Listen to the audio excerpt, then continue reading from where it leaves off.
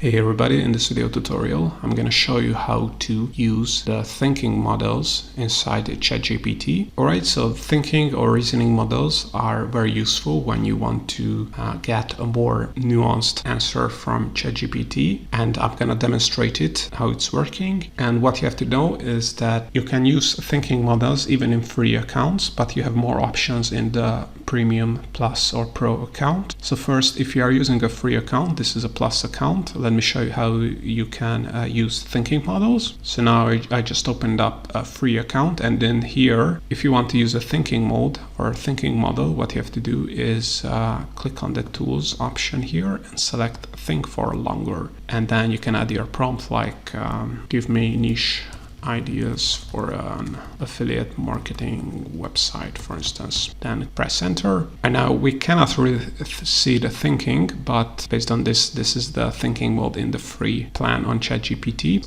So I think it's quite limited. So if you want to take advantage of this thinking model, I think you have to upgrade to ChatGPT Plus plan, because here by default you can see that GPT-4o is the default model. So it's not a reasoning or thinking model. But if you want to use reasoning or thinking, you have to use the O3, the O4 mini, or the O4 mini high. So the O3 is the original or the most advanced reasoning or thinking model inside ChatGPT. The O4 mini is the newer one, and the mini high is basically a new model as well. So you can choose either one of these. There are some limits even in Plus accounts and in Pro accounts as well, but let's say it's O4 mini high. Let's say give me affiliate marketing niche ideas. And once you did your prompt, just click enter, and now you can see that it's thinking, and you can even see the thinking here. So what it's doing, it just only thought for a second. So usually these thinking or reasoning models are better for